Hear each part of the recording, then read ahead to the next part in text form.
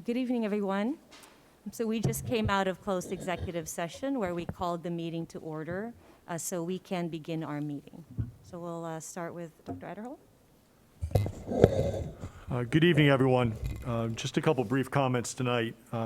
First, again, just a continued thank you to the West Windsor Health Department for their support in vaccine clinics. Our third and final, at least was going to be our final clinic, is scheduled for tomorrow here at the Board of Education office in this room, starting at 4 o'clock. We have over 150 signed up. But we've been in discussion about having a 3-week cycle. So from now until the end of June, every 3 weeks, we'll have a vaccine clinic in this space so that we can continue to help the community have access to vaccination shots and boosters. So that is ongoing.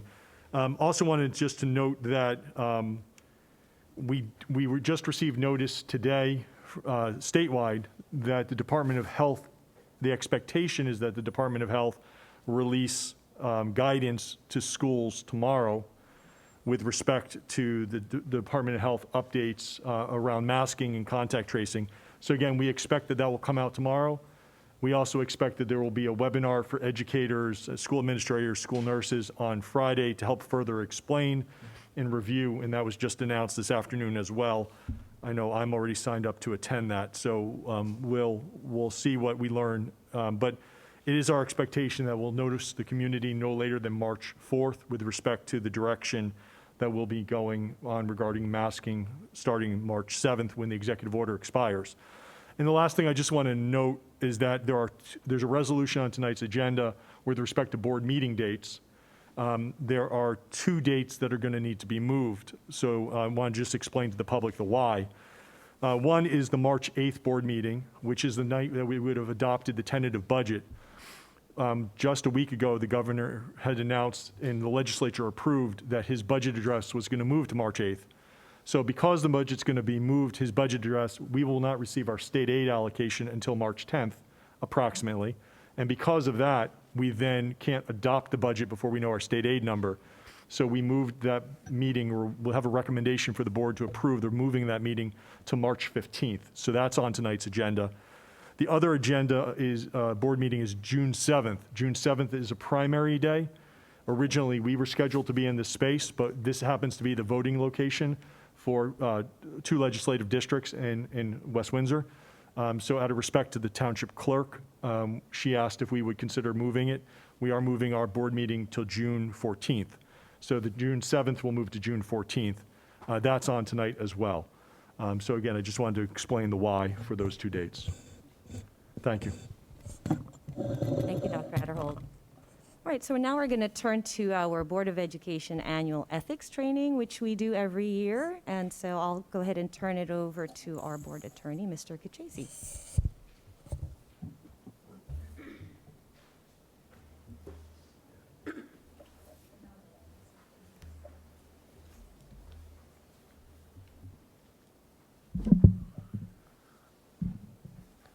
Good evening, everyone.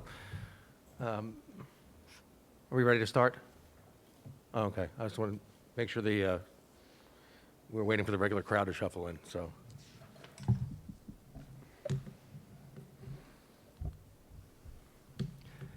just so you guys know, this presentation doesn't replace the individual ethics training required for all newly elected or appointed board members. Just keep that in mind. I'm going to try to go through this pretty quickly. There's a lot of slides here, as you'll see.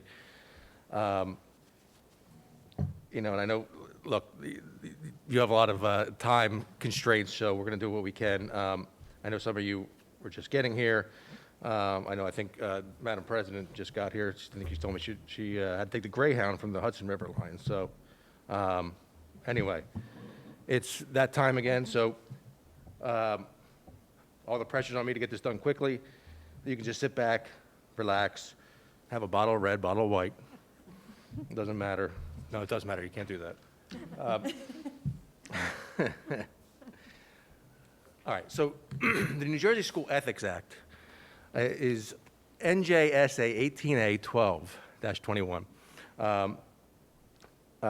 Just, again, I'm going to go through this quickly, but just knowing as board members, And this is important. You were given a public trust here. And a lot of things, when you're a board member, have to do with perception. So you can violate the act very easily through doing something that directly violates the act, but part of it's public perceptions. Just be aware of that when we go through this as well. It's not only the conduct that you may engage in, but it's the public perception as well.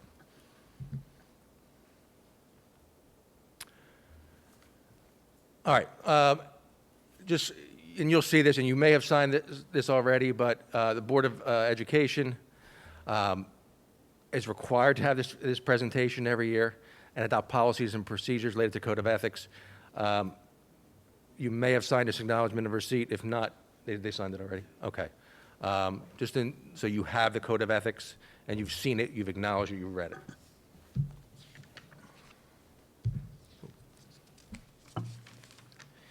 it. Broad overview. The school board is the governing body of the school district. What does that mean? It means you're charged with high-level policy-making decisions. It means you're the only entity that can actually sign a contract or enter into binding agreements. But you have to keep in mind, the decision-making authority is limited. You cannot administer the schools. We'll talk about that quite a bit. In many situations, you cannot make decisions without CSA recommendations. You'll hear CSA, Chief School Administrator, that's your superintendent. The Code of Ethics, as I said earlier, is NJSA 18A 12-20. It's 24.1, and you'll see there's letters involved with that. And I'm just going to go through each of them so you know them. The first one is, I will uphold and enforce all laws, rules, and regulations of the State Board of Education and court orders pertaining to schools. Desired changes should be brought about only through legal and ethical procedures. That's 18A 12-24.1A. So you're going to see a bunch of these numbers here, like C58-14, C11-04. These are actual ethics decision cases. So the School Ethics Commission is the governing body of the board in terms of the ethics rules, and if there's violations of those rules, they'll make that determination. They provide, they make decisions in cases and charges that are filed. They also give advisory opinions. So you're going to see also advisory opinions up there. Under C58-14, this when a board member violated the ethics code when he attempted to issue a board employee a rice notice without following the proper legal procedure of seeking board authority or consulting with the board. So what that means is the board member, the individual board member, issued the rice notice. That is not a function of a board member individually. That is an administrative function, so typically comes from the board secretary, business administrator, superintendent, not the board itself. The board as a whole can issue a rice notice, for example, to the superintendent if you're going to discuss the superintendent's employment. A good example of that is an evaluation. Superintendent's evaluation, you could issue a rice notice for that purpose. And for those of you who don't know, I think we know you discussed it a little bit. That's if you're going to discuss an employee in executive session. So it's a personnel matter. C11-04. The president of the board violated the code when he took it upon himself to contact someone hired by the board to tell them their appointment was void because he had directed the superintendent to remove the individual's name from the agenda, but the superintendent failed to do so. The board member was ultimately removed. All right.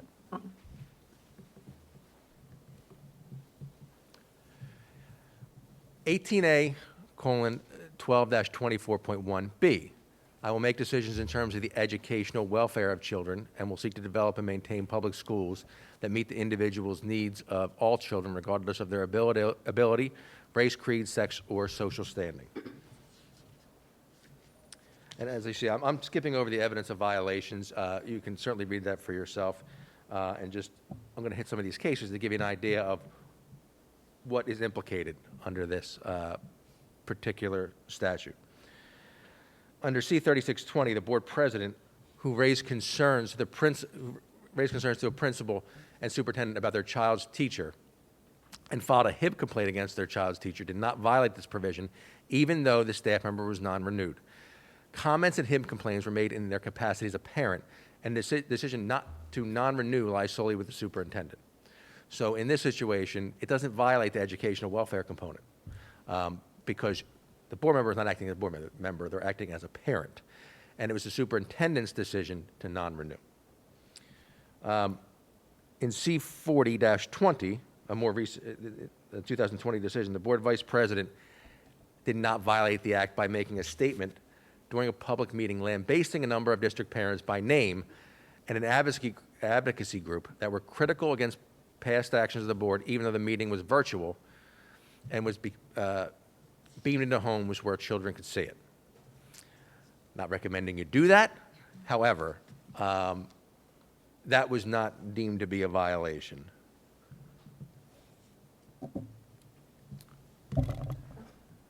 All right, 24.1C, limited to policymaking. This is one of the biggies. I will confine my board action to policymaking, planning, and appraisal, and will help to frame policies and plans only after the board has consulted those who will be affected by them. This is important because this is limiting your board action to policymaking, planning, and appraisal. And we'll get into day-to-day operations, but that is something that you need to keep in the back of your head. C1614. Board members conducted a site visit to assess a candidate for assistant superintendent without board authority.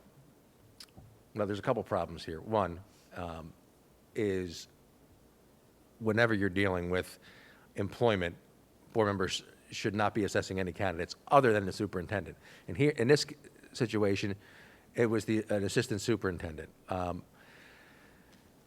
You shouldn't be doing that. Even with board authority, it can be a real concern. A1015 is an advisory opinion, so you see that's the A there. Board member would violate the code when he regularly volunteered for a school club wherein he had contact with and control of students, personnel, resources, and administration. Additionally, he would receive orders from personnel administration. The board member failed to confine his actions to policy-making, planning, and appraisal. The commission noted that it does not find that all forms of volunteering are prohibited. We'll talk about volunteering more a little later, but it is important to know that as a board member, you're limiting your membership to policymaking. And this is where it comes down to perception too. If it can be perceived that you are ordering a student, a staff member, to do something, it can be a violation of the act. That's why we're very careful about volunteering. And like I said, we'll talk a little bit more about that later. Okay. Next case, C3214. The board member violated the ethics code when she participated in a discussion to develop criteria for use by a consulting firm in its search for the district's next superintendent when her daughter, who resides with her, is an employee of the same district in which she sits as a board member. Now,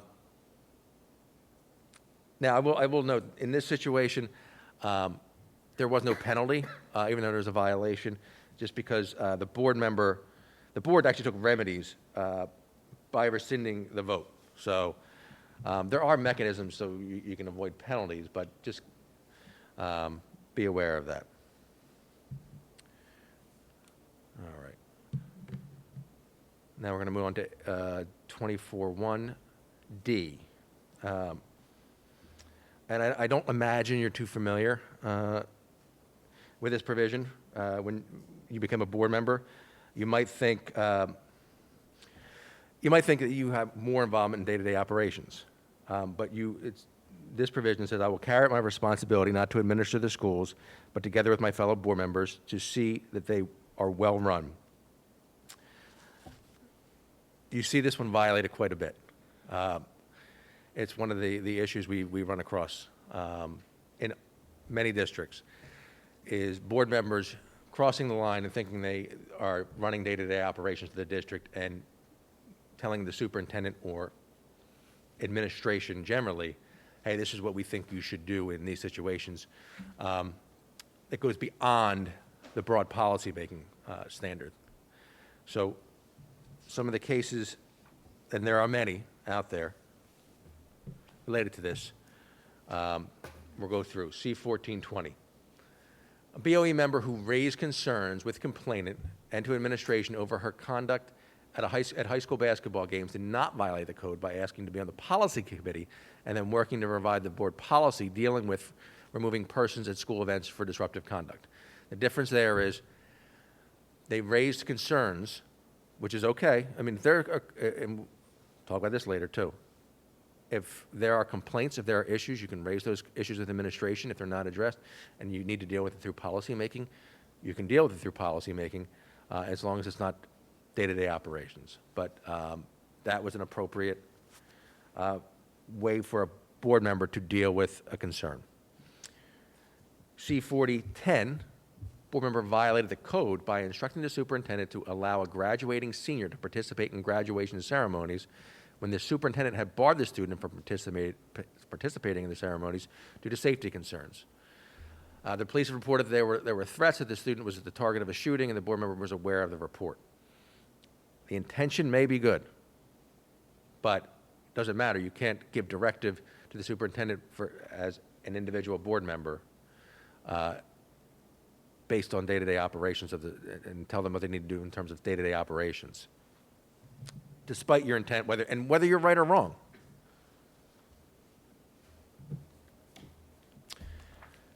C-6406, board member violated the code when he unilaterally visited the school and took pictures of open windows in the middle school and items in the board office bathroom, which he then spoke to reporters about. And this is important in terms of like visiting schools. You're a board member. You still have to follow the same policy as any other community member. However, doesn't mean that you're not going to be able to tour schools if you follow those procedures at the invite of the school district.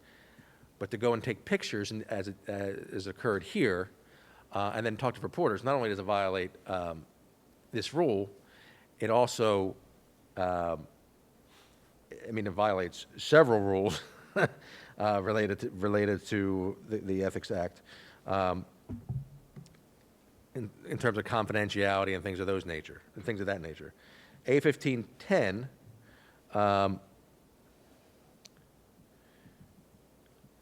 board member would violate the act by participating in an exit interview or merely observing the exit interviews, as it would breach the board member's obligation to refrain from becoming directly involved in activities that are responsibility of school personnel and would equate to micromanaging school personnel. So micromanaging is something is a term that should go through your head. You can't micromanage. And you would think, hey, look, you're sitting in on an exit interview. You want to hear what's wrong. You want to hear what can be improved in the school district. Makes some sense to sit on an exit interview. And you may be right. I may be crazy. But the advisory opinion is pretty clear on this. So be cognizant of it.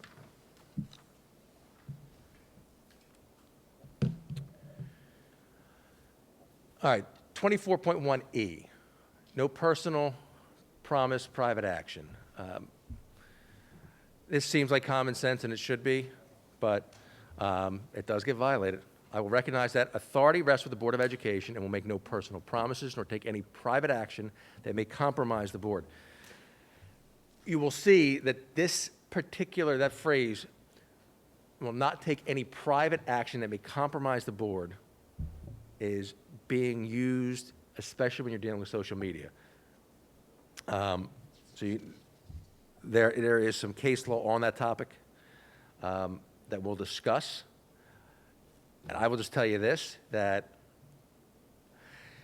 it has been used differently by the School Ethics Commission in different contexts, and it's not particularly clear what it means and when and if it will be used. But we can get into a little bit of that later. C-1614, board member violated the code when they made personal promises to a candidate for assistant superintendent by advancing the possibility of his employment with the district and promising to resolve a contract issue for the district, which had the potential to compromise the board.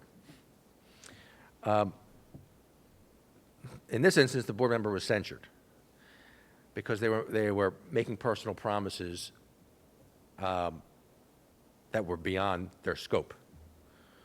Keep in mind, the superintendent makes a recommendation for personnel decisions.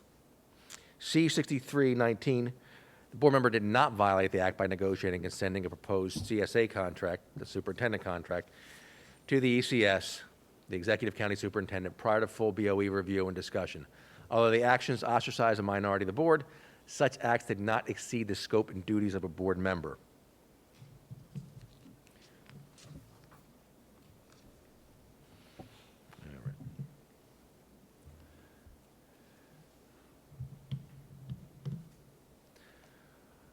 All right. I will note here under no personal promises, private action, and you should be aware of this. There's cases in here, one of which is an advisory opinion, I should say a case, an advisory opinion, 0307, about, and you should be aware that when you are talking to the press, when you're on social media, whatever the case may be, and you're talking about the school district, you're a board member. And as a board member, you have to identify yourself as such, and in writing, and you must also indicate, so if you're not speaking on behalf of the board, that what you're saying is not authorized to the board, by the board. I'm not encouraging you to have have to do this on social media, but if you are putting information out, if you're opining about the school district, you have to understand as a board member, you have to let the public know that you're not speaking on behalf of the board. And there's specific language, and we can, if you need it, we can talk about it, that you identify yourself as a board member and also indicate that whatever writing it is not authorized by the board, and the writing is not written on behalf of the board.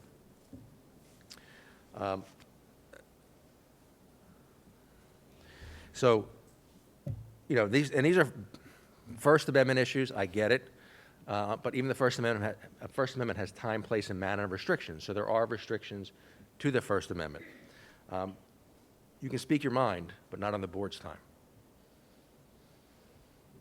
So I'm not going to go through.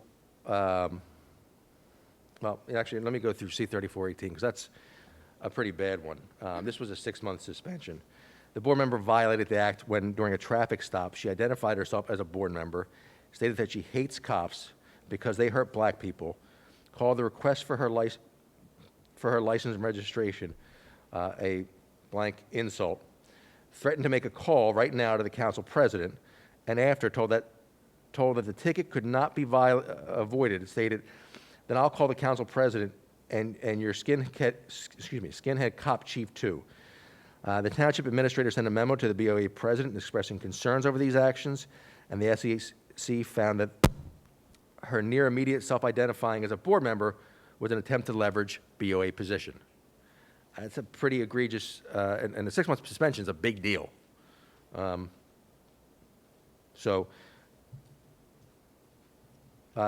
C-5619 and C-5719, a board member violated the act when he made anti-Muslim posts on his personal Facebook page.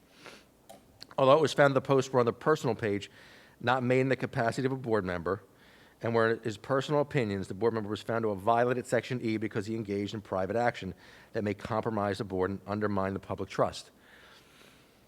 What I said before, this, I don't want to call it an outlier, but this, you can make this argument with any social media post. There are some cases that found differently. You know, but I would be very careful about what you post on any social media account, because it can compromise the board, and that can be a finding. And that's the language that they're going to focus on in a decision, that it compromises the board.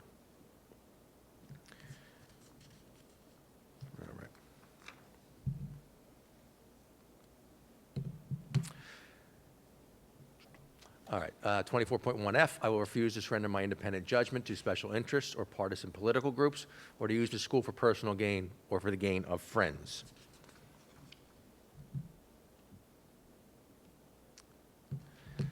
C-3519, complainant failed to provide any evidence to support allegation that a BOE member whose spouse was an administrative assistant for the local municipal government violated the act by voting to approve shared services agreements with the local government for a police officer, snow plowing, and garbage and recycling collection services. An administrative law judge found that no evidence was submitted demonstrating that the vote for the interlocal agreement resulted in any specific benefit for the board member's spouse. A3614, this is an advisory opinion. The board members may endorse candidates up for election to the board if the endorsement is made as a private citizen and not as a board member or on behalf of the board. Specifically, board members must make it clear that your endorsement is as a private citizen. So it had to actually write it. You're endorsing not as a private citizen, you're endorsing as a private citizen and not on behalf of the board.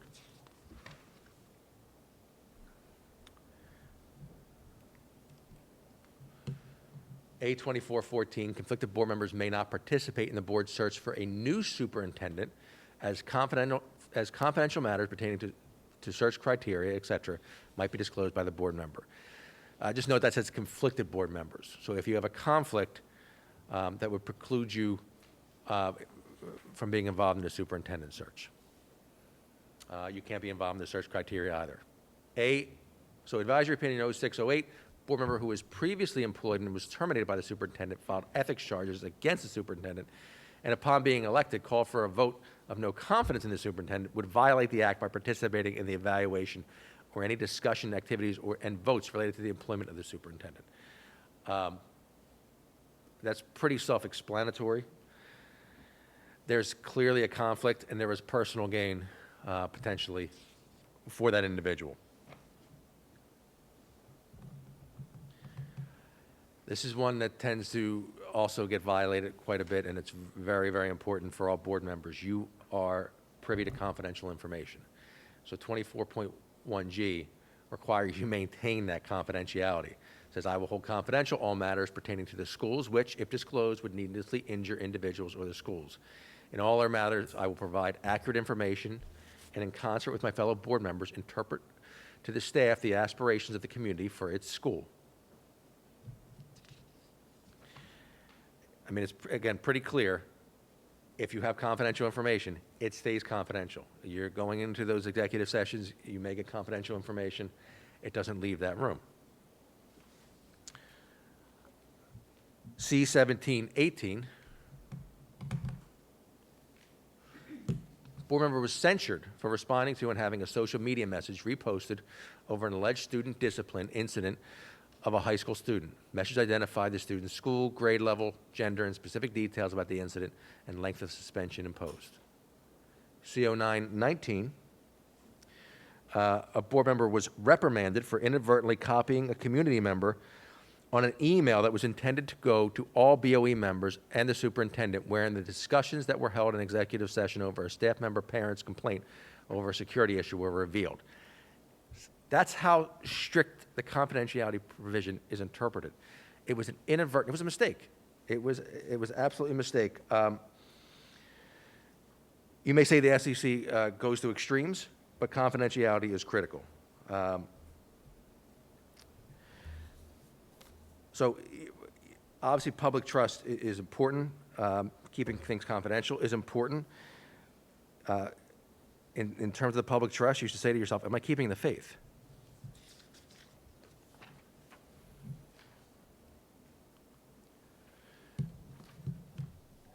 (24.1H).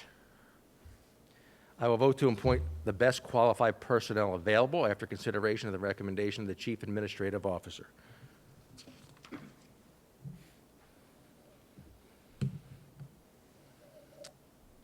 C-3502. I think this case is out of Allentown. No, I'm sorry, it's Central Regional. C-3502 is board member did not violate the code when they voted not to reappoint an employee, despite the contrary recommendation of a principal and superintendent. The act does not require the board to accept all recommendations of the CSA. The BOE must, however, consider all recommendations and dismiss those that are arbitrary or capricious. So, what does that mean? And this is a pretty uniform standard. When you're hiring personnel, it comes from the superintendent. The superintendent has to make the recommendation. The board cannot make that recommendation. The board cannot say, we want to hire so-and-so. The CSA, if the superintendent has not made that recommendation, board doesn't get to hire them, other than the superintendent, obviously. And unless the superintendent's recommendation is arbitrary or capricious, then you really need to accept it. So you must consider the recommendation. Doesn't mean, again, like I said, doesn't mean you have to accept it, but only if it's arbitrary or capricious. C-1520. Board member did not violate the act by voting to approve the CSA's recommendation to hire the spouse of a former board member, even though the spouse was listed on the agenda using her maiden name.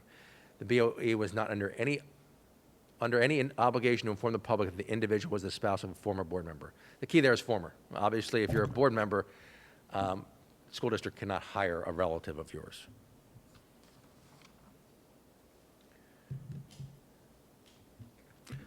A3115, which is an advisory opinion, held that selecting candidates for district positions and making recommendations is the role of the superintendent. Prior to the recommendations, board members have no role in selecting candidates for the position other than that of superintendent. I mean, you may say you like to be hands-on, and I understand that, but, and that's just the way you are. But you got to follow A3115.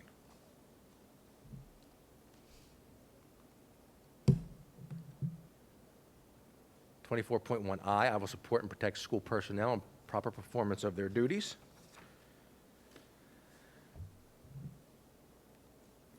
CO1-18. Board member violated the code when during a private conversation during a board meeting, he asked if the CSA position opened, would that person, a current employee, be interested? Not only was there no position to fill, as there was a CSA in the position, but the other individual was a superintendent subordinate. By inquiring if interested in the boss's job, the board member undermined the superintendent, thwarted the chain of command, and compromised the superintendent in proper performance of his or her duties. That was a reprimand in that case. C-5305, the board member violated the code when he sent an email to the superintendent, that was also sent to the BA and all other board members, that was threatening and intimidating in that it asked for the superintendent to provide an accounting of her personal leave time. That board member received a 3-month suspension. That went beyond the bounds, as it's an individual board member asking for an accounting of the personal leave time, and it's not supporting district personnel.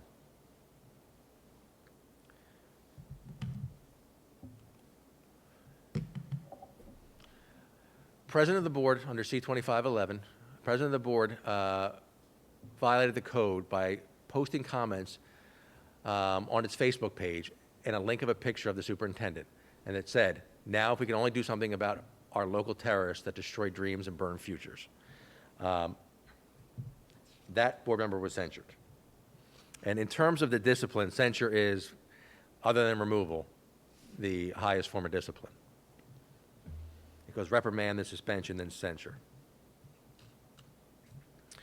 8417, board member and superintendent did not violate the code when the superintendent decided to allow a parent of a special education student to observe a classroom without consulting with the classroom teacher. And the board did not violate the code by denying the grievance that was filed by the association in connection with that visit. The critical component here is the superintendent was involved. The superintendent decided to allow the parent of a special education student to observe the classroom. So the board was rightfully denying the grievance as well. All right, this one also, very important. You see this a lot under J, proceed through proper channels. I will refer all complaints to the chief administrative officer and will act on the complaints at public meetings only after the failure of administrative solution. So if you get a complaint from a parent, you go to the superintendent. You tell her about it, or him. So I find C-2505 to be the kind of the perfect case for you guys. The board member violated the code by going to principal directly in connection with a parent complaint that he'd received rather than referring it to the superintendent. It's really that simple. You get a complaint, maybe a parent comes to you and say, hey, my son's teacher is doing X, the son's principal is doing Y, daughter's assistant superintendent did this. You may feel like you should address it as a board member with those individuals, or go to the principal. May make sense to you in your head, but the code's pretty clear. You go to the superintendent. Let the superintendent deal with it. C-2407. Board member violated the code by not providing superintendent with letters because he did not like the superintendent's management of issues raised in the letters. Instead, a board member went to other administrators to address those issues. Same type of principle. You may not want to go to the superintendent, but that's what you're required to do. Administration of the school is by administration.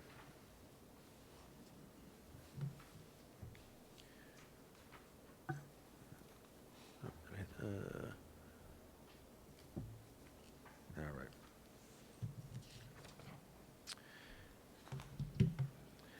All right, and we'll just hit this quickly. And this has to do with conflicts. So you understand the difference when we're talking about conflicts and the ethics rules versus nepotism rules, because statutorily it does have an impact in terms of definition. So under the ethics rules, immediate family for purposes of conflict means a spouse or partner and dependent child residing in the same household. A relative is under 18.8.12-23, spouse or partner, child, sibling, parent. Then you have the definition of others, and this comes from an advisory opinion, an individual who meets the definition of a relative under nepotism. And you can see it's a much longer list. You're talking about siblings, half-siblings, aunt, uncle, niece, nephew, grandparent, grandchild, in-laws. You don't see cousin up there. You should note that. So absent a conflict, a board member who is currently, or as an immediate family member that is currently a member of any statewide public teachers union. So that's, for example, the NJA is the largest teachers union, and it's what you deal with the most, would be an example of that. But another school district cannot participate in any aspect of negotiations until the MOA, Memorandum of Agreement, including salary guides and the total compensation package, has been attained. Once that is done, the member can vote on the successor CNA. If you have questions regarding that, come to us, because I would tell you, be careful about even voting on the contract at that point. You can do it because the MOA has already been agreed to, but we can discuss that separately. A board member with an immediate family member who is employed in the district cannot participate in any aspect of negotiations, including the vote on the successor CNA. So if you have an immediate family member in this district, you can't be involved in negotiations at all. Now, the difference here is a relative. A board member with a relative who is employed in the district cannot participate in negotiations, including the vote on the successor CNA following attainment of the MOA. Absent another conflict, a board member with a relative who is currently a member of a statewide public teachers union but works in another school district may be able to participate in negotiations. So what does that mean? And this is a little chart here to kind of help you out. So if you're in district, you have a conflict. If you're out of district, you have a conflict with an immediate family member. If you have a relative, in district's a conflict, out of district relative, maybe. Other is also going to be maybe. So what does that mean, maybe? It means, what is the person's role? So what is your relative or other's role in that association or union? Are they a member of the executive committee? Are they a member of the negotiation team? Those are questions that have to be asked. If you have those situations, come to us, we will analyze it, and we will give you advice on, as to whether you can or can't participate or can not vote. All right, staffing companies. Sorry, I'm a little behind here.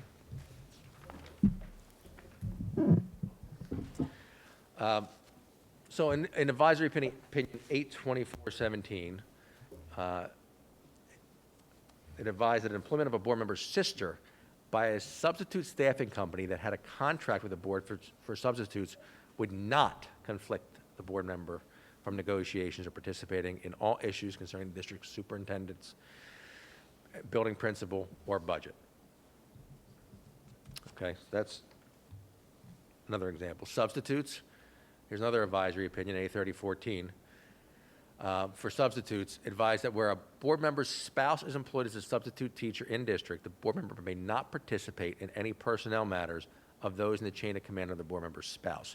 So if someone is employed by the district, in this case, a substitute, and there is supervisory authority, you can't participate in voting on anything related to anyone in that chain of command of that individual. You don't see this as much, and I don't think we don't have issues with this here, but non-traditional education union membership. You will see different labor organizations in some school districts where Teamsters or another group like that may represent other individuals. You don't have that here. If that becomes an issue, we can certainly address it, but I'm going to kind of skip through that. Doctrine of necessity. I don't want to waste your time, but so we'll go through this pretty quickly. Basically, if there are, and I don't think you'll have this issue here, if there are too many conflicts to vote on a particular topic or to be involved in negotiations, for example, the board can adopt what's called the doctrine of necessity. It's a passive resolution invoking the doctrine, but it will allow you to participate or to vote as if there wasn't a conflict. If that arises, you're going to consult with us, and we will advise you on that topic. All right, interview process. Believe it or not, I do deal with this. First of all, let me talk about the personnel committees. The SEC frowns upon board members being involved in a personnel committee. If you're involved in the personnel committee, they only want 1 or 2 members. And the reason for that is, as a board member, you have to be very careful when you're on a personnel committee about overstepping your bounds and involving yourself in day-to-day operation in personnel decisions. So your role in a personnel committee will be limited. One thing that, and I know you guys don't do this, but sometimes board members want to be involved in interviews. We always recommend that you don't do that. Is there opinions that say you can sit in a room when interviews are happening? Yes, I would not suggest you do it, because your role is just really to sit there. You can't ask questions, and there's potentially more harm than good that comes from that.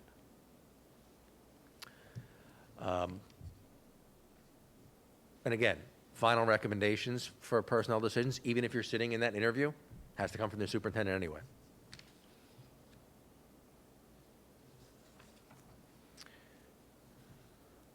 So, I mean, it's in that sense, if you're sitting in an interview and you really have no say, it seems such a waste of time. That's what it's all about.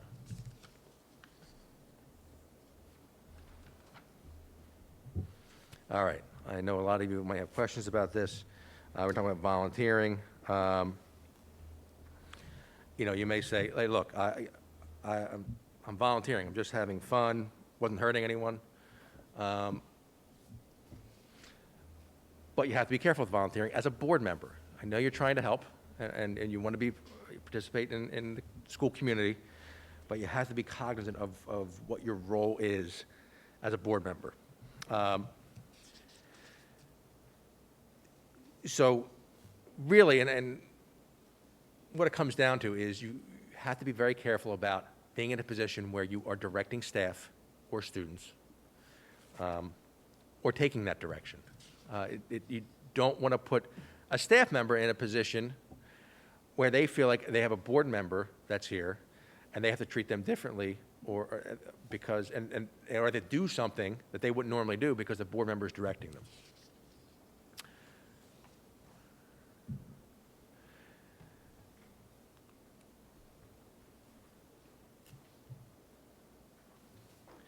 All right.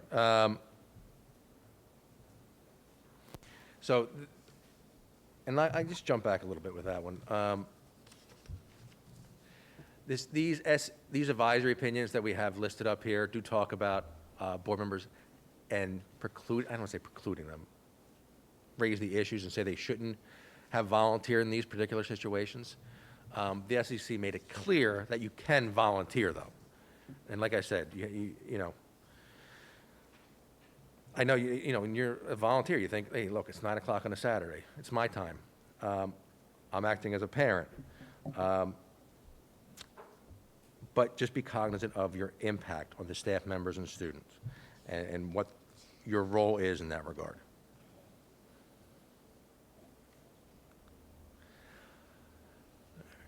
All right, just to go through some of the activities that are okay. I say okay in my air quotes here because if you have questions, if you have concerns, please ask us about it.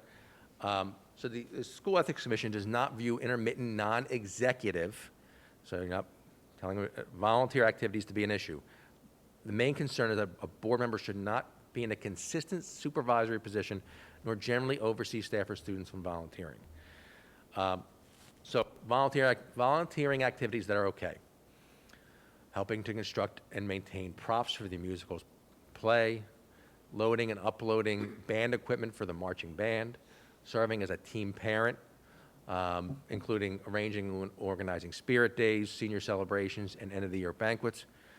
Again, keeping in the back of your head, you're not directing staff. Homeroom or classroom parent, homeroom parent coordinator for a specific school, coordinator of a movie night event, coordinator of field day events and PTA, PTO executive officer, including president. All right, moving on. We're almost there. For bus driver, here's an advisory opinion. A board member who is an employee of a busing company that contracts with the district to provide transportation to a student can transport district students on a daily basis to and from school, even though the bus driver has supervisory role of their students, enforces school rules, and interacts with staff and students on a daily basis. There's a difference between private employment and volunteering. That's the distinction here. You're working for a private employer.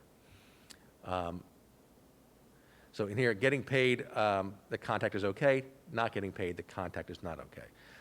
There are different issues beyond the contact, but in terms of actually having contact with the students, different story. All right, C-2516, lone wolves, don't be a big shot. In this situation, a lone board member had concerns with the superintendent's contract. They wanted the board to file a petition with the commissioner for determination of issues related to that contract. The board didn't want to. The board attorney told the board member, you can't do that without the support of the majority of the board. The board member filed the petition anyway. The SEC found that the board member instituted a proceeding adverse to the district and took personal action that compromised the board. In this case, there was a reprimand, but it actually modified it to the penalty of censure. So if a lone board member doesn't convince the fellow board members to follow his or her position, then the board member's recourse is to address it in public or to vote against the resolution or action that he or she may disagree with. The recourse is not for board members to take matters into their own hands or file a public proceeding against other members of the board. All right, and we talked about this a little earlier. Just beware of social media. There has been a lot of cases recently where board members, and honestly, I think I see this more than any other type of case. Board member getting themselves in trouble with social media and things they post on social media. I'll tell you the same thing I tell my kids. If you put it in writing, it's there forever for the world to see.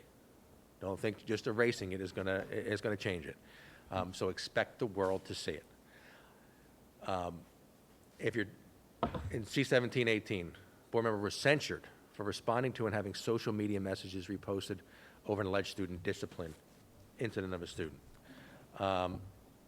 C-19-15 and C-20-15 found the School Ethics Commission found 2 BOE members violated the act when they posted on Facebook that a substitute teacher, who was also running for election to the board, was unemployed and engaged in misconduct as a substitute teacher, notwithstanding the fact that the statements were not true and actually applied to another teacher.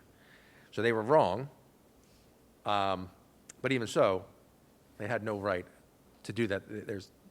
That's confidential information.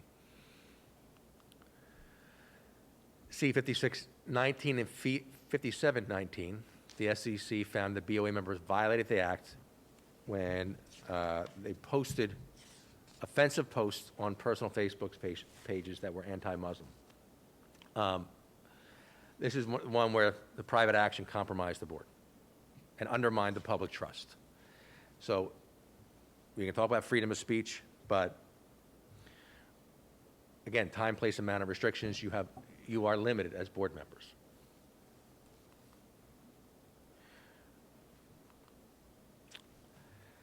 Well, you made it through it. I know what you're thinking. You've got us feeling all right.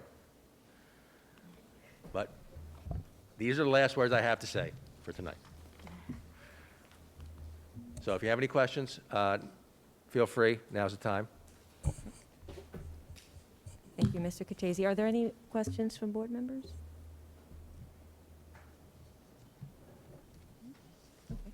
Thank you. Thank you.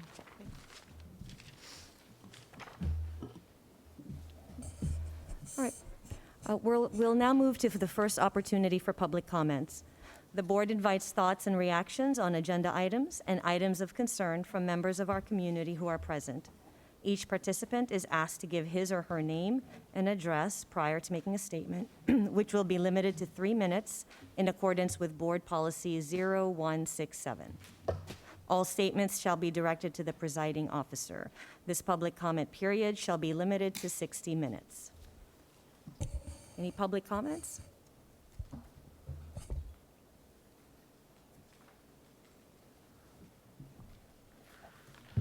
Good evening, Makaran Bidwai, Princeton, New Jersey. I have a few issues here. I don't know if I can make it in 3 minutes. I'll try to come back. The first thing is, my younger daughter's principal called me rude. And I have to quote from a popular sitcom to get to what it is. From Everybody Loves Raymond, Mother's Day quote. Frank, let me ask you something, pal.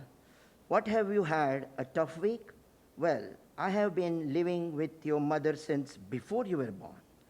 Ray, Deborah wouldn't let the twins tell a knock-knock joke. Frank, she's right. Knock-knock joke stinks. Ray, that's not the point. Mom came over with her friends to show how cute the twins are telling a knock-knock joke. And Deborah couldn't even give her that little of joy. Frank, well, who the hell is Murray to come barging in, demanding joy when Deborah's wrestling with the damn kids? Ray, she didn't have to be so rude. Frank, this is important. Rude is the only thing that gets through to her. How do you think I got the way I am? I used to be a gentleman.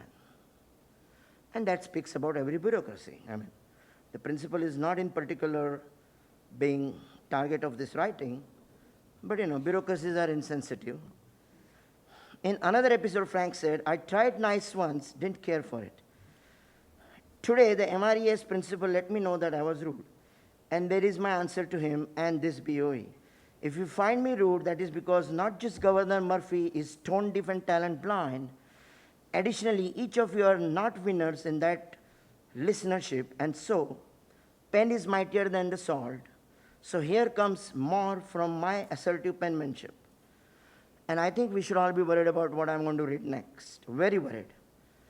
Plainsboro police murdered a person on his really bad day without a deadly provocation, as I learned. I'm sorry, but I have to say this here. Today I'm demanding that the Plainsboro mayor, Peter Cantu, resign. His 38 years of mayoral tenure, even dictators don't last. So I wonder why Plainsboro folks are so generous to him, or no one votes and he wins uncontested, or his kids, grandkids, and great-grandkids votes re-elect him, I do not know. He must take full responsibility for this wanton, wayward police department with no scruples or restraints and resign. One life lost is one too many. Now here is, we have a problem with that coming down. Mr. Bidwai, I'm sorry, you'll have to wrap up. It's 3 minutes is up, so please wrap up. Oh, I didn't even start. Okay, well, can I just finish this point? Then I'll go to the other point in the last comments. Just finish up your sentence, please. Thank you. Okay, brandishing or holding a cutter or a knife is not the same as a dagger or a sword, and the police ought to know better how to diffuse the situation without taking a life. What a shame. Thank you. I'll be back. Thanks. Are there any other public comments? All right, we'll close the public comment portion. So we now are going to move to committee reports. Can I just make one comment? Sure. Just in one comment in response to the last public comment, I could be mistaken, but my understanding of the incident in Plainsboro is that there was no Plainsboro officers involved, but that there were sheriff officers involved. There are different police branches that is not under the control of Mayor Cantu or of the chief of Plainsboro Police. Again, they were sheriff officers executing a search warrant. So they were not Plainsboro officers involved in that incident. And that's important to correct the record for our township police officers. Thank you, Dr. Adderhold. All right, so we'll now move to Board of Ed committee reports. Can we start with the Curriculum Committee? Thanks, Rachel. The Curriculum Committee met on February 15th. We began the meeting with Heather Shanklin, one of the vice principals at Millstone River School, and also Rich Steck, the district supervisor for science. They both joined the committee meeting to share their research, which is part of their doctoral degree programs. Ms. Heather Shanklin's research is on principal leadership during the COVID-19 global health pandemic, and Mr. Rich Steck's research is on increasing enrollment diversity in high school science advanced STEM courses for students with AP potential. Next, we discussed several items on tonight's agenda that are up for a vote.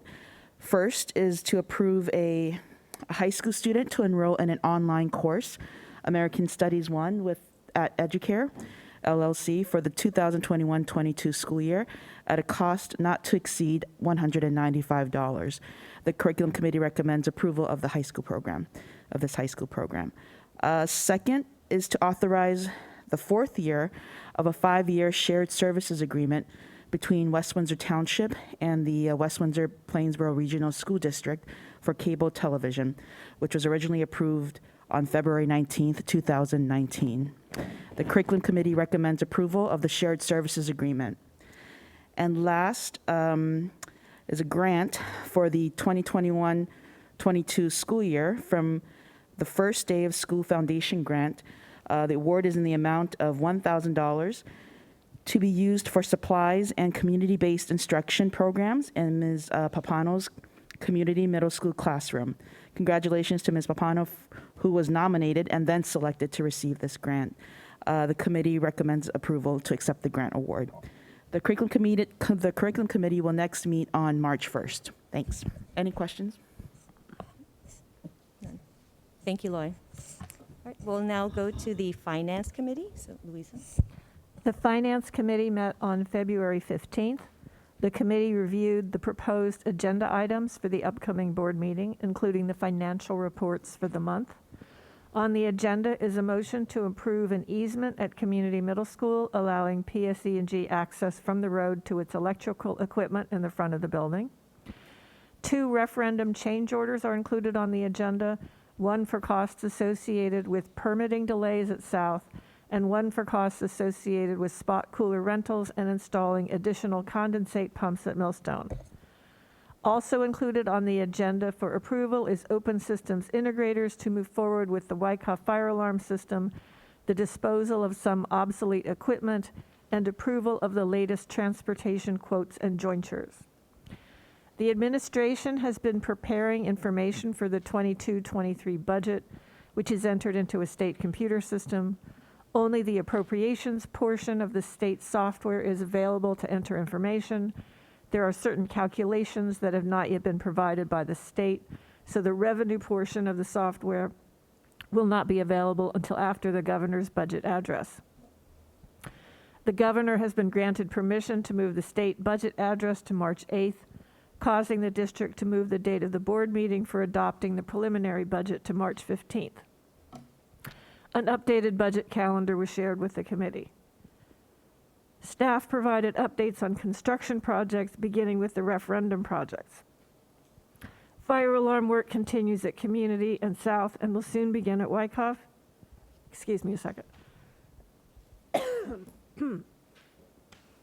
HVAC control systems work is wrapping up at North. There will be a data drop installed in the pool area for the control of the pool HVAC return unit.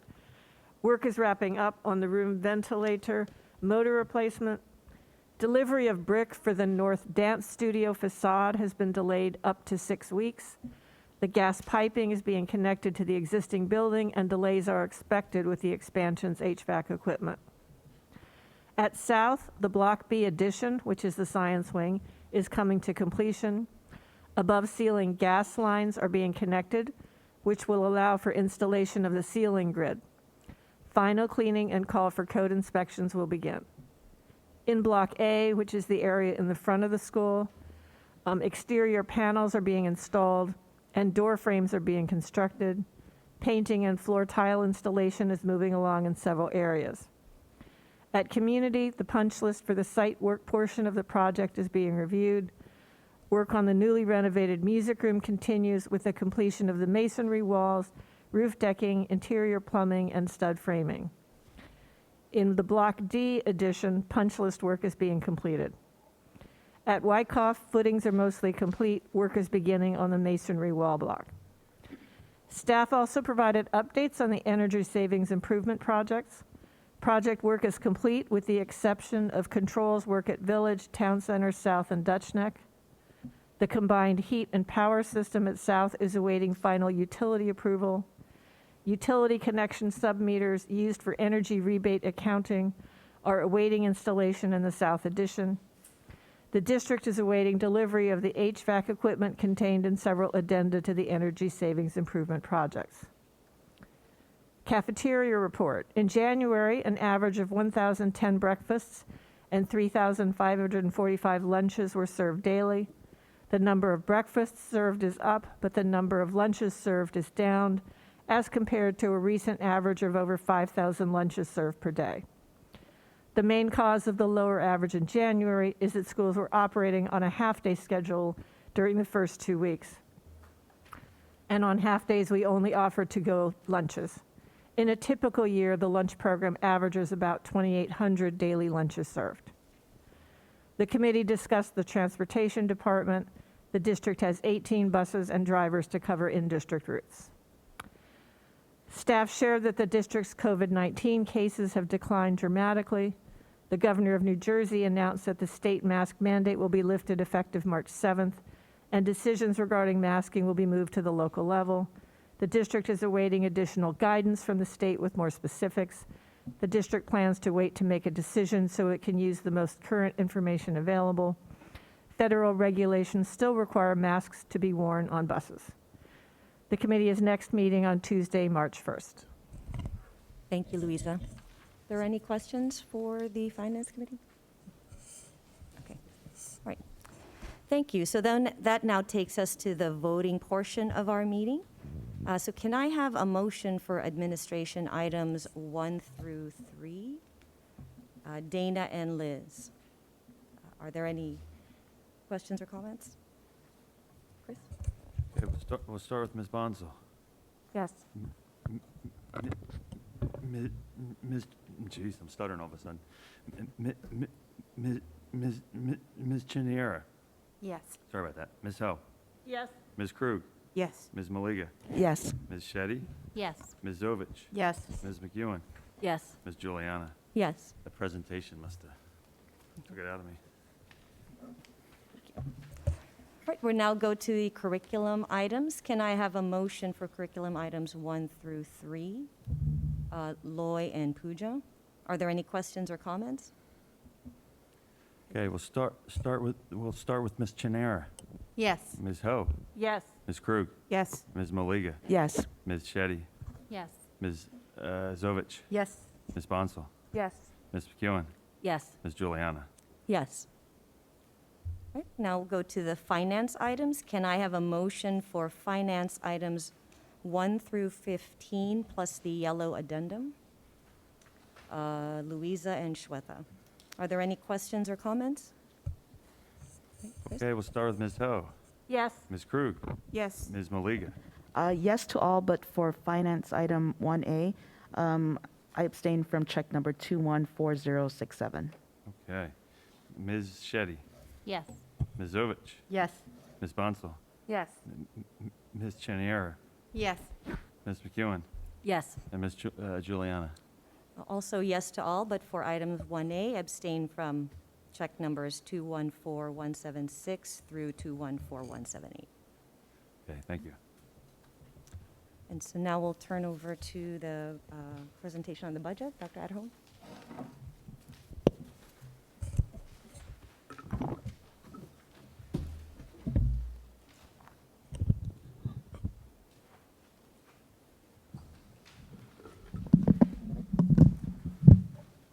Good evening, everyone.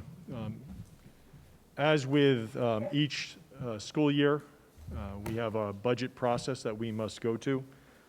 So tonight, I'll be talking about where we are in the process and some date changes as a result of the governor's address being moved. So we always start with the grounding our district mission statement, building upon our tradition of excellence, the mission of West Windsor-Plainsboro Regional School Districts to empower all learners, to thoughtfully contribute to a diverse and changing world with confidence, strength of character, and love of learning. And our mission statement is supported by 4 district strategic goals. And we really look at our budget as, reflects what we value when we think about what we value for our students, for our staff, and for our school community. So as a district financial overview, we're going to go stay real high picture here about what is the school budget. School budget is a planning tool. It considers contingencies. It manages risks. It must be fiscally responsible to the taxpayers. It reflects our values, and it has to consider safeguards and buffers. It's important to remember that as a school district, our budget is our budget. There is no credit card, right? So what we budget is what we have available to us financially to go through the next school year. So our 22-23 school year, this budget is reflecting all of our operational, facility, staffing costs for the year. And there are times where if we do not budget appropriately, you can get caught shorthanded. And so when we think about that, when we consider risk as an example, years ago during Hurricane Irene, we had a part of North's roof blow off or peel back. And if we did not have an emergency reserve, for emergency reserve, we would never have been able to navigate that and move to fix that facility as quickly as we were able to during the hurricane. All right, so we have to consider contingencies. In the absence of having budgets and safeguards and whatnot, if you have unexpected increases in cost, the only other thing you can do is change your operational program. So you don't run spring sports, or you issue notification to let go staff, right? And other districts have done things with staffing in particular over time. We've been very fortunate and how we budgeted. And anything that's not spent goes back to the taxpayers. One, through either capital reserve, which back to facilities, or two, back to the taxpayers in the subsequent budget. From a budget process and timelines, we are at that bullet that says March 10th. So that governor's address was supposed to be the last week of February. And then it always is usually the last Tuesday of February, and then 2 days later, usually on the last Thursday of February, is the release of the state aid numbers to school districts. Now, that's the release of the tentative state aid numbers that doesn't become official until the budget is adopted between the legislature and the governor in usually June. But that's what the number is that all school districts work from. And short of a pandemic crisis, that number has held, right? So now the governor's address has been moved to March 8th, which is why we're changing our board date to the 15th, and we'll receive that budget number on the 10th. We also have, so that adoption of the preliminary budget is due by the 28th. In fact, they just issued a memo moving that to the 28th, but we will have that done and adopted by the 15th. And then the public adoption for the Board of Education will be on Tuesday, April 26th at our Board of Education meeting, where we'll have a hearing, and the hearing is where we do another presentation like this at that evening. A real credit to our finance department, our business department, for 13 consecutive years of receiving the Certificate of Excellence for the CAFRA, the Association of School Business Officials International, and for 7 consecutive years of receiving the Meritorious Budget Award. That's a real credit to all of our budget managers, all of our business department under Dr. Russo's leadership, and Derek Mead, our comptroller, and Lou Brotman, and Lori, and all those others, and Bonnie and Colleen, and just a tremendous team that goes into ensuring that every purchase order is in compliance, that every just tremendous amount of paperwork trail, and a very thorough audit that gets done. So again, credit to Chris and his team. The big picture budget items of every year, right? Of every year, our special education is always a driver. Healthcare costs, capital projects, and the facility maintenance, technology. And technology has become a more and more prevalent component of the budget. Staffing needs, and the staffing needs translate into needs of children, right? And class size ratios and things like that. Transportation costs is again another booming indicator of where we are with budget. And salary increases, contractual agreements. So when we look at this year, there are tuition increases that are happening. And when you have students that needs cannot be met in district, and through the IEP process, a student may be placed in an out-of-district placement. There's a tuition assessed to the district, as well as transportation costs and other. And those outside groups can exceed a 2% allowance that the district is held to, right? 2% in allowances. You can see tuition increases sometimes 8 to 10%. And sometimes you receive cost assessments from a year or 2 years ago, right? And we just received one of those assessments from Mercer County Special Services, where we owe additional dollars for services rendered a year ago because they just did their own audit. And now they've reassessed all the school districts that send students there. And so that's unexpected costs that you can get charged. Facilities, we have our custodial contract renewal with ABM. We'll be in year 3 of 5. Our healthcare costs, and a lot of this is, again, the state has made changes that our staff is entitled to participate in certain programs. So as the state has made those changes, it's pushed a cost component. It was something under something called Chapter 44.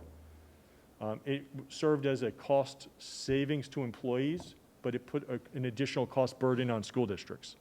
And again, that was something that was negotiated between then Senator Sweeney and the NJEA. It was something that they negotiated, and it was agreed upon by the legislature that impacted school districts. Transportation, the cost of route renewals will go up. We've seen consumer price index is hovering over 7%. yet the state sets the CPI indicator for transportation for the state, and they cited it at under 2% for transportation renewals, which means bus contractors would have to renew at CPI, or they not renew and they go out to bid, and they're going to get a higher amount when they go back out to bid. So we're not sure why they set it at under 2, but I think we can project that we're going to see a certain portion of bus routes for all school districts increase at a much higher rate than CPI. So that's the non-renewal of the long-standing routes. There's also a huge driver shortage that's helped fuel some of these challenges in meeting bus routes. And then, of course, the fuel increases that we're all experiencing. So you factor in those 3 factors, and you're going to see very big increases in transportation. And then, of course, negotiated agreements. So just some big picture pieces with respect to revenues. School districts are allowed a 2% increase on the general fund portion of the budget. Now that's 2% and allowances. And there's 2 types of allowances. There's a healthcare adjustment, which because of the changes to Chapter 44, essentially no school district's going to be able to meet a healthcare adjustment. So that's essentially been rendered useless. And then there's something called bank cap. It's when, if a district has not utilized the full taxing authority, they can bank that taxing authority for 2 school years using a component of that taxing authority, and then if they use it or essentially lose it. And then there's a cap reserve allocation, so you can move dollars from capital reserve into your budget in order to do facility projects. And then there's state aid increases or decreases, which is unknown depending on what's going to happen on March 8th in the address, which we'll get a little bit of we'll get an indication from, but really until we see the numbers on the 10th, hard to know. Now, we're an underfunded district, which means we should anticipate getting some form of increase, but we have seen a slight enrollment decrease, so that could offset. So we have to be mindful that what we think we may receive may not hold true. So we looked at this in terms of 2 options, really, when we look at the budget. We look at just a flat 2% on the general fund is 3.472156. And we have an additional taxing authority for one last year. It's if we don't use the taxing authority, it expires, of $392,265, which is considered the last year bank cap that we have generated. And that will expire for the 22-23 budget. So again, if the board chooses not to utilize that dollar, that extra additional 0.23 would expire for this year's budget, and you would no longer have that ability to go above 2% next year unless something changes in the formula. And there's been some, there's advocates out there asking for transportation, like a healthcare waiver, like a transportation waiver. But that is nothing is really moving in the legislature at this point. What I can say, though, is I'll talk about how concerning 2% is in a future slide. And again, that 3.4 number is what we'll talk to. For discussion purpose, budget considerations, under the business office, we have, obviously, we moved to self-insured as an attempt to save additional dollars and control costs. And we are completing our first year of being self-insured. And at this point, the program is working to the point where we have some of our reserve accounts supported through the budget, but we're still very early in healthcare. It's also a very difficult year to gauge true utilization, as many procedures were postponed due to the pandemic. And so, I think it's going to take a couple of years to really figure out how the self-insurance is working, because there are going to be some procedures that need to be made up or caught up when the healthcare system has the opportunity to get them back on track. Building and grounds, we are in year 3 of bringing back, or going into year 3 of bringing back our skilled facility mechanics, building operations foremen, transition to ABM for cleaning services. So, some might remember that in 2010-11, the Board of Education at that time outsourced all custodial and all maintenance. 2 years ago, we were able to bring back maintenance, grounds, and operations foreman at every school. Now, the cleaning crew is still an outsourced agency, but we do have some control back of our grounds and our maintenance team. So again, we're still working through that process, and it's a daily. When you have an outsourced cleaning crew, you have constant dialogue, constant engagement with their team to facilitate the cleaning. Again, they transitioned in year one as we went out, and they transitioned of June and July of 20, 3 months into the pandemic. Right, so they weren't at full staffing, but we weren't at full occupancy. Right, then all of 2021, we had 70% of our students virtual. So we weren't at full occupancy, and we haven't had facility utilization. And now here we are in year 3, or going into year 3, and it's still growing pains as we're moving more and more towards normal operations. There's challenges that we're working through. Minimum wage is increasing, again, I guess it was just in January, to 13.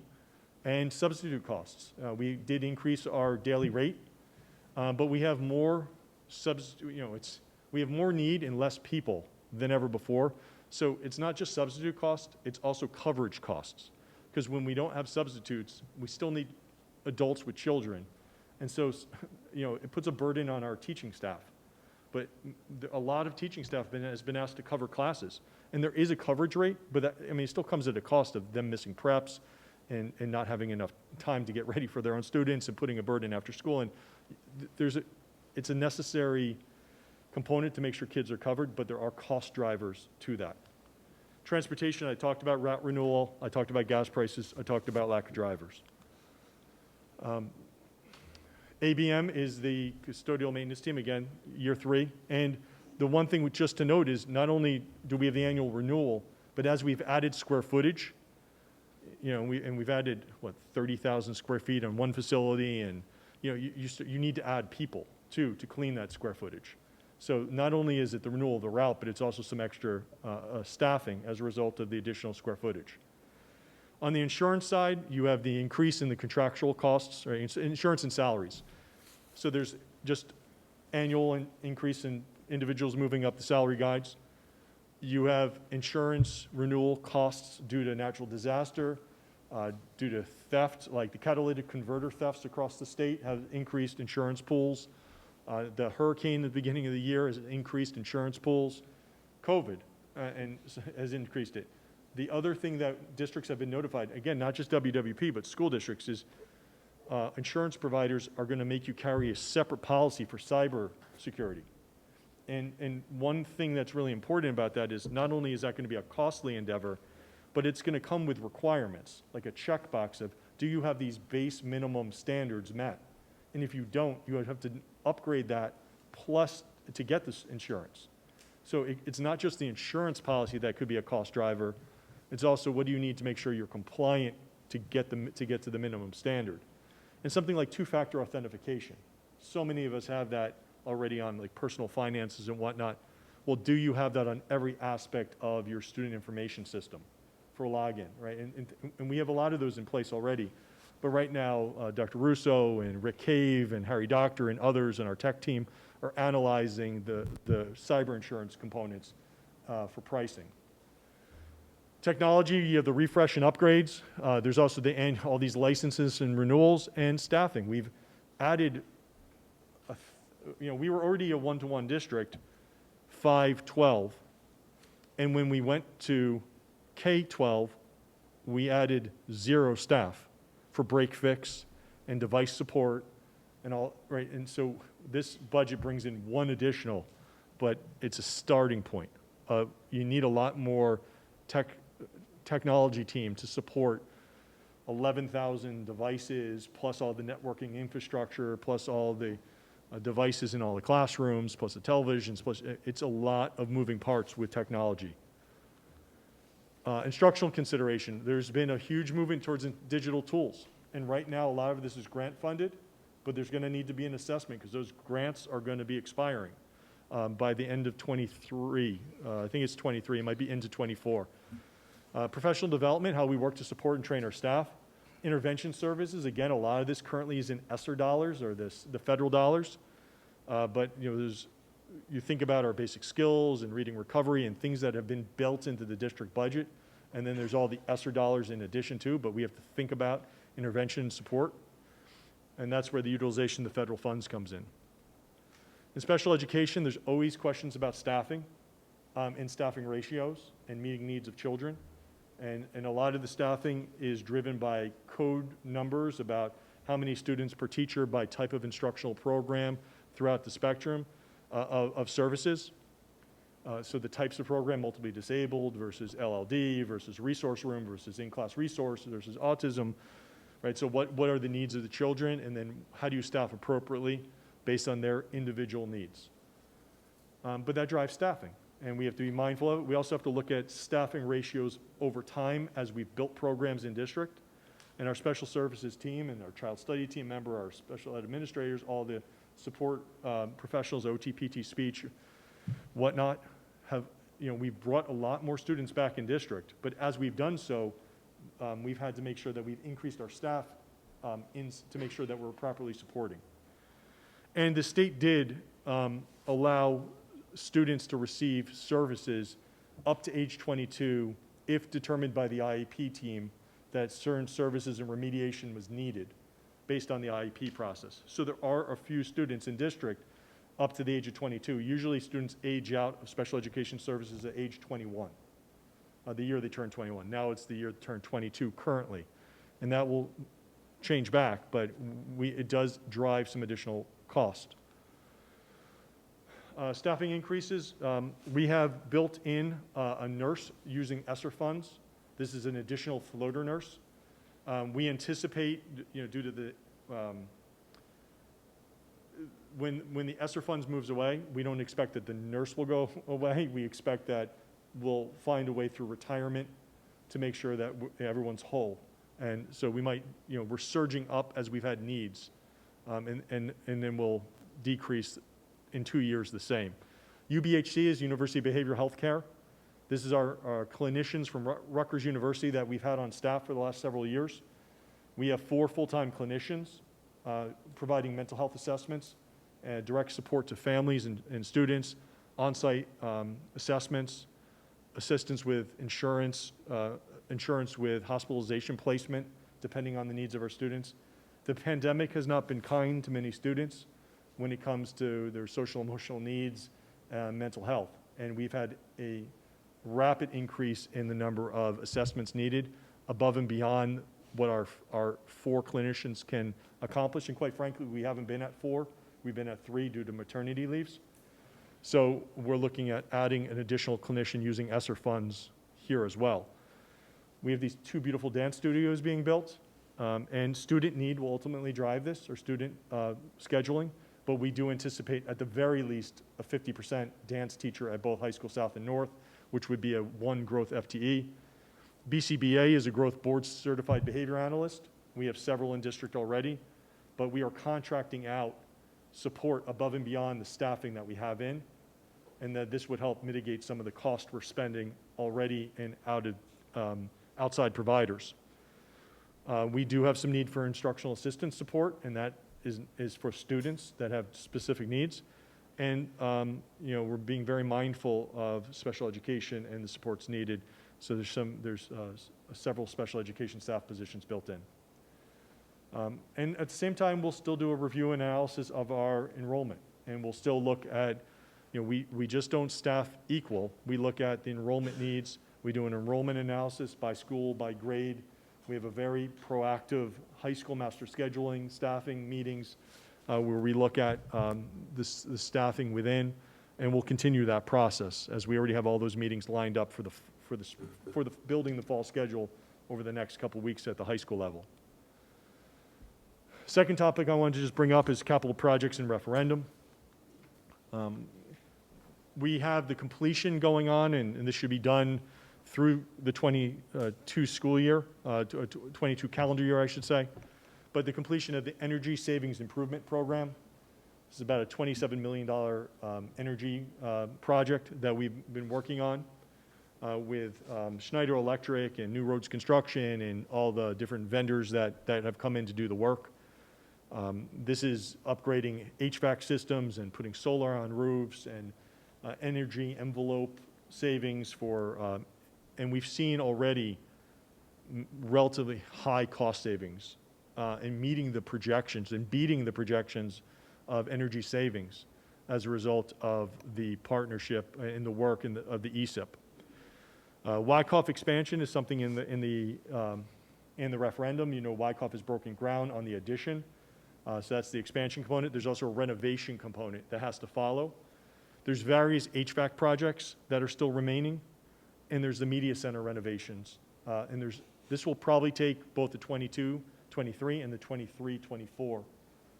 It used to be with the media center that you could shut it down at the end of May and open it up at the end of September and finish a media center.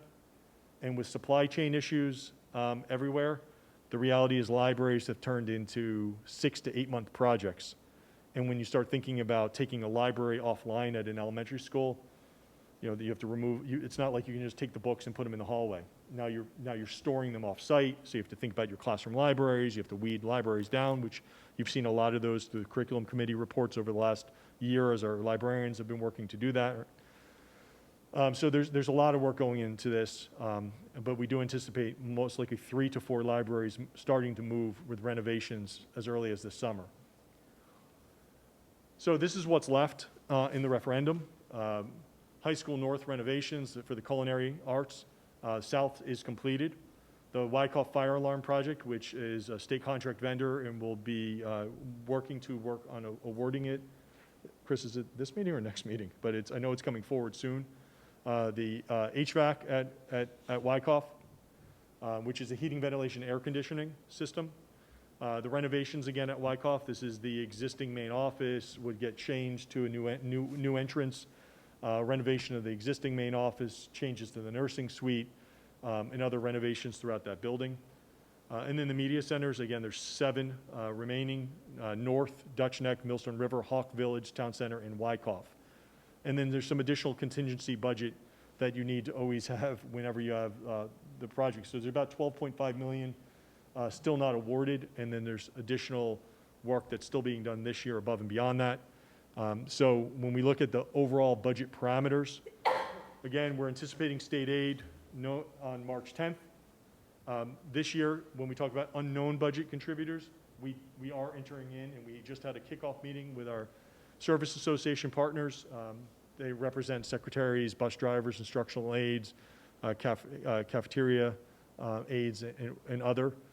So we have that negotiations with that membership. We also have mid-year prescription and healthcare increases in December of '22. So there are things that we have to make. When I talk about budget, as a planning tool, and you have to consider contingencies and buffers, and you have to be mindful of, well, you have things that you just don't know that are coming up in the next year. Our transportation renewals, we won't get those numbers until after you lock in a budget. So if our transportation renewals went up at 20%, something astronomical, 20% on 14 million is 2.8 million. Well, your your general fund increase is 3.4, right? You say you have an immediate problem, right? So if something like that happened, you have to take almost evasive budgetary action immediately. And that's the challenge of school budgeting, is you're budgeting and you're voting on a budget before you have all the factors in front of you. So you have to look at historical patterns, and then you have to look at the reality of what's in front of you. And right now, we know CPI, essentially the Consumer Price Index, right? We know gasoline, and we know driver shortage, and we know the route renewals this year. Transportation's an area that every district should be watching right now as a hotspot of what it could do to your budget. So we are looking at that. When it comes to revenues, again, 2% on the general fund I talked about. One of the other types of adjustments is an enrollment adjustment. In order for an enrollment adjustment to happen, you have to increase more than 10% of your enrollment any one year. That's very hard for any district to hit at any time, because it's literally October 15th to October 15th. Then you have bank cap, as I mentioned, we have it expiring, the 392. We're recommending a capital reserve allocation of 12.5. Through the pandemic, the cost overruns and the inflationary costs that exist out there in facilities has been extraordinary. So the referendum's been very difficult to manage fiscally, and we do need to make a cap reserve allocation in order to ensure that all the projects that we have promised the community that will get done. Any dollars that are not utilized go back into capital reserve for the future utilization by the taxpayers. But we are recommending that we take reserve action to ensure that we can get all the projects done. Because when we go out to bid, we can't, like the Wyckoff fire alarms just came in about 20% over budget, right? You have to have a fire alarm system in the new addition, right? We have to replace that. It's something but that was above costs. But why? Wiring has gone up. The cost of just wire has gone up, and there's a tremendous amount of wire in a fire alarm system, right? So there's things like that we have zero control of, and it's not like you can sit and wait 5 years for that project to come along. So there are certain things that we're going to end up paying more for. And again, we have that unknown estate aid. So when we look at, and this is when I said let's go back to that 3.4 and why 2% is concerning going forward. Look at salary increases of 2.2. And transportation projection of 1.25. Those two budget categories alone, bullet 1 and bullet 3, is 3.4. That is your 2%. So then everything else, and these are real numbers, right? That building and grounds increase of 800,000 is a real number. 330,000 for technology is a real number. Special ed increase of 800,000 is a real number. So you have to make other changes within the budget. And that means you're doing different things within budget categories to close the gaps. And capital projects, that comes out of a capital reserve line. That's different. That last bullet's it comes from a different pot of money. But when you start thinking of big drivers, healthcare, special education, transportation, technology, and building and grounds, those 5 budget categories, if your salary settled contracts, negotiated salary contracts, always come in around 2 to 2.4 a year, and you only have 3.4 going forward, you have $1 million a year, plus state aid, if you get any, for the other 5 big, plus everything else. Athletics isn't talked about in those numbers, right? Co-curricular experiences for students, right? So when districts talk about 80% of our budget is healthcare and salary, yeah.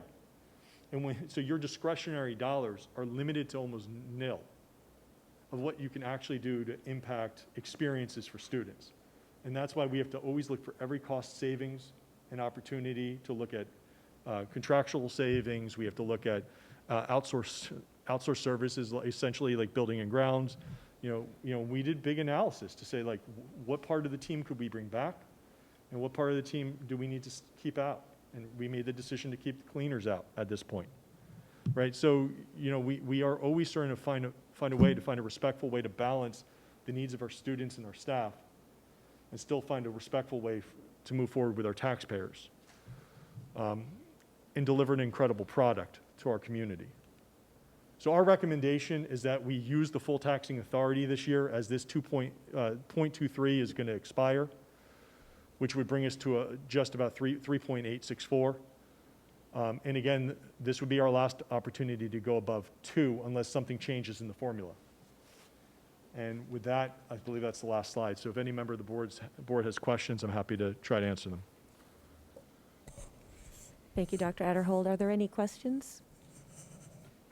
I would say that the Wyckoff fire alarm was on this agenda. Thank you. We're talking about increase in square footage. I realize in another year, we're going to have like 30,000 square feet, 50,000 square feet. We already have 18,000 square feet. So there are large chunks of square footage that's going to be coming on. Thank you, Dr. Russo. Thanks. Anything else? Any other comments or questions? Thank you, Dr. everyone. We'll now move to personnel items. Can I have a motion for personal item 1 plus the green and pink addenda Graylin and Robin. Any questions or comments? Okay, we'll start with Ms. Krug, Yes. Ms. Maliga, Yes. Ms. Shetty, Yes. Ms. Dovich, Yes. Ms. Munsell, Yes. Ms. Cheniera, Yes. Ms. Ho, Yes. Ms. McEwen, Yes. Ms. Juliana. Yes. And so on our personnel agenda items tonight, we had a retirement, so I'd like to acknowledge Stuart Cohen, an instructional assistant from High School South, who's resigning after 19 and a half years in the district. So just wanted to thank you for your service and commitment to our district, and we wish you well in your retirement. Thank you so much. Right, now we'll move over to the approval of our minutes. Can I have a motion to approve the minutes? Liz and Pooja? All those in favor say aye. Aye. Any opposed or abstentions? Any board liaison reports? I have a liaison report. Good evening, everybody. The WWP Education Foundation Board met on February 9th, 2022. They were getting ready to wrap up their heart campaign with over $2,600 in donations, close to 60 certificates, and expecting more before their deadline. They are also excited to host the Julia Robinson Virtual Math Festival this weekend for students in grades K through 8th. Currently, they're planning an alumni event for April 2nd geared toward high school students, where the panelists will be sharing some real-world advice. Additionally, they are still in the early stages of planning the ever-popular Innovation Fair, so more to come on that. And their next meeting will be held on April 6th of this year. Thanks. Thank you, Graylin. Any other board liaison reports? Please. As Loy and I are the co-liaisons for the various PTSAs, we have attended several meetings and regularly receive updates on the different activities at the different schools. It is still not easy to organize and hold events and offer forums for parents and the community to participate. But we do note that the PTSAs have been actively engaged in doing such for the community. And these include family fun times, presentations by special speakers, book fairs, and the upcoming high school proms. We certainly appreciate and value the efforts of the PTSAs in providing such positive and engaging experiences for the students and the families. Thank you, Liz. Any other board liaison report? Any new business? That takes us to our second opportunity for public comments. The board invites comments from members of our community who are present. Each participant is asked to give his or her name and address prior to making a statement, which will be limited to 3 minutes in accordance with Board Policy 0167. All statements shall be directed to the presiding officer. This public comment period shall be limited to 15 minutes. Are there any comments?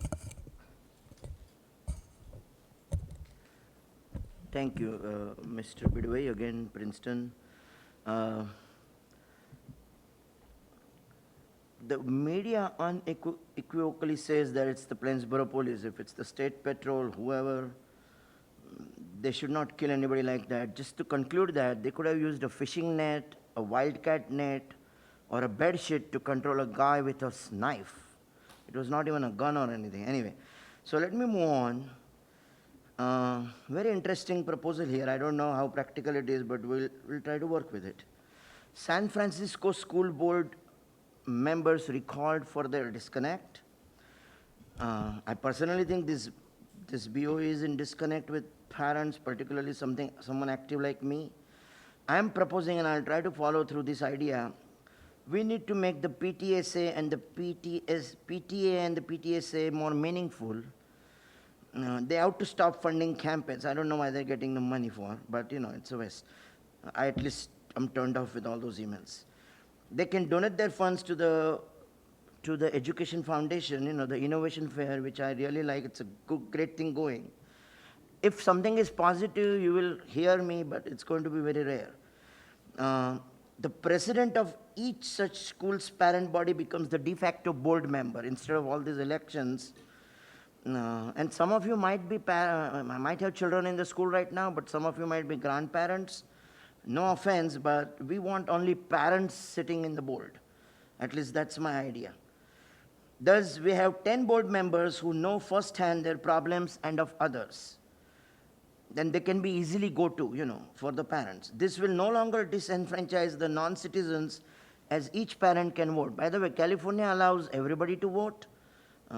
New Jersey is very backward, I'm so sorry. The balance of power will shift to the parents as in a cooperative schools. The laws and ordinances will be changed as necessary and appropriate. Well, there is one more thing, but I may run out of time, but so let me get to the main one. I think the mask mandate should stay. The rates are going up again. I am pretty sure everybody's following the statistics. But let me get to what's going on with this. Many parents taking the car rider route now. There is a whole lane vested in community middle school. I tried to speak to the principal and he said the Plainsboro police decided that. I had the similar situation in another district in another state where there were 3 lanes and 1 or 2 were used by the bus and 1 was used by the parents. And it was not streamlined and the road was getting backed up, which it does, by the way, now. There are office goers who are being taxed by whatever many parents are getting into the cars now. My suggestion is that if you have two rows of cars going, there is a traffic warden. He flags off both because today I saw a lady at Community Middle. She was way behind, Mr. typing on her phone, and she was not worried that there was an empty space in front of her. I had to skip. I had to jump the queue and go ahead of her. Mr. And Bidwai, if you I'm could finish your apologizing, thought. but thank you. I will try to email this. All right, thank you. Any other comments? Okay, I will close the public comments portion of this, our second opportunity for public comments. Dr.